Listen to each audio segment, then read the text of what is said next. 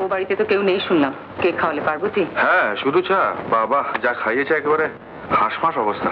অমিত বাবুর কাছে শুনলাম আপনি ওর বিষয়ে সবকিছু জানেন। কি জানতে চান বলুন? এই কেমন রাধে খেয়ে হাঁসফাঁস করে কিনা। যে অসুখের নাম করলেন তাতে রাধা বা রেঁধে খাওয়ানোর সুযোগ ও কখনো পেয়েছে বলে আমার মনে হয় না। এইসব নোংরামি আমি কেন বরদাস্ত করব? তাহলে লোক ডেকে আবার রাস্তায় ফেলে দিয়ে আসতে বলুন। এই যে দিল্লি এসো, কি খবর বলো? খবর আর কি, তোমাকে দেখতে এলাম। তবু ভালো, অমিতকে কাজে লাগিয়েছো। বড় সাহেব তো তাতেই খুশি। বলছিলেন তুমি নাকি ম্যাজিক জানো, কিন্তু অমিত কাল দিন দিন যেরকম হয়ে যাচ্ছে সেটা লক্ষ্য করেছো? কেন, কি হয়েছে? বড় সাহেব নিজের ছেলেকে তো বাইরের কাজে ঠেলে দিলেন। কেন? লাবণ্য সরকারের হাত থেকে আগলে রাখার জন্য? তাই নাকি? জানি না তো। তুমি তো কিছুই জানো না, কেবল চাকরি করছো। যাক, আমি বেরোচ্ছি, তুমি কি আমার সঙ্গে যাবে? চলো। না, মামাবাবু খেয়ে যাবেন। বেশ, তুমি তাহলে থাকো, আমি যাই। আপনি আসুন। তুমি দেখতে গিয়েছিলে শুনলাম অসুখের সময়? মা পাঠিয়েছিলেন, আর অমিতবাবু ওখানে থাকলে ওকে নিয়ে আসতে বলেছিলেন। চারুদি খুব ভালোবাস অমিত বাবুকে না? একদম ছেলের মতো। হ্যাঁ, ছেলের মতন। সত্যি ছেলে হলে মায়ের এত ভয় থাকতো না। এখন আপনি কি করবেন? এখন আমি কি করবো ওদের মানে? অমিতবাবুর মন না পেলে মায়ের কাছে আপনার কোনো দাম নেই, আর উনি এখানে না এলে সেটা আমার দোষ হয়। আমার অন্য কোনো জায়গা নেই। মা রেগে থাকলে অসুবিধা। আপনি মাঝে মাঝে ওকে এখানে পাঠাতে চেষ্টা করবেন।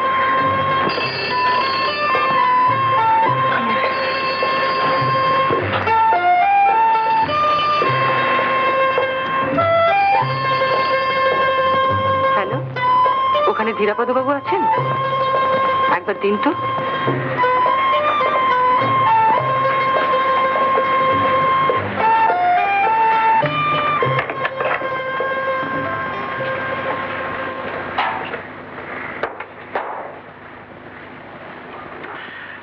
হ্যালো, আমি ধীরাপদে কথা বলছি।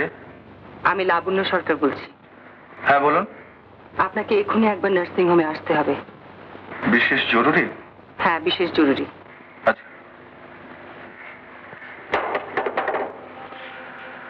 আমাকে যেতে হচ্ছে একবার।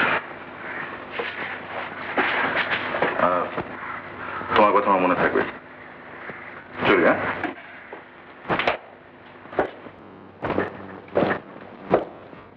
এই যে আসুন। কি ব্যাপার? চা খাবেন? না, এই তো খেয়ে আসছি। ও বাড়িতে তো কেউ নেই শুনলাম। কেক খাওয়ালে পার্বতী? হ্যাঁ, শুধু চা। বাবা যা খাইয়েছে একেবারে হাঁসফাঁস অবস্থা। বেশ ভালো রাঁধে, কিন্তু খেয়েছেন নাকি কখনো? না। আসুন।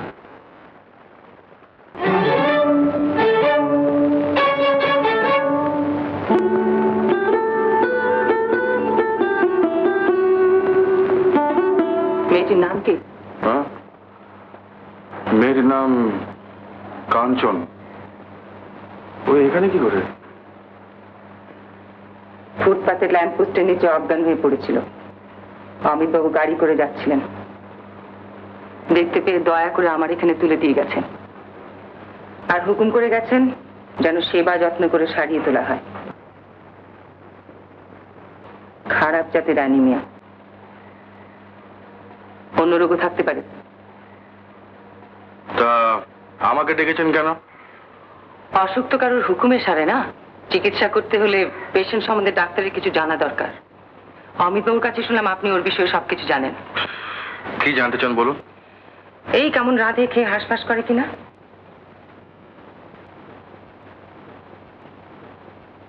যে অসুখের নাম করলেন তাতে রাধা বা রেঁধে খাওয়ানোর সুযোগ ও কখনো পেয়েছে বলে আমার মনে হয় না। এরকম একটি মেয়েকে অমিতবাবু চিনলেন কি করে? আমি একদিন চিনিয়ে দিয়েছিলাম। তাহলে মেয়েটিকে সরাবার ব্যবস্থা আপনিই করুন। এরকম একটি পেশেন্ট আমার এখানে একদিনও থাকে সেটা আমার ইচ্ছে নয়। আপনি ডাক্তার, আপনার এখানে রাখতে কি অসুবিধা আমি তো বুঝতে পারছি না। একেবারেই বুঝতে পারছেন না? কেমন না, কারণ কোম্পানির নার্সিং হোম, বেডও খালি পড়ে আছে। ওষুধও যখন কোম্পানি থেকে পাওয়া যায় তখন আপনার রাখতে কি অসুবিধে? সে কৈফিয়ত কি আপনাকে দিতে হবে? আপনি আমায় কেন ডেকেছেন বলুন তো? এইসব নোংরামি আমি কেন বরদাস্ত করব? তাহলে লোক ডেকে আবার রাস্তায় ফেলে দিয়ে আসতে বলুন।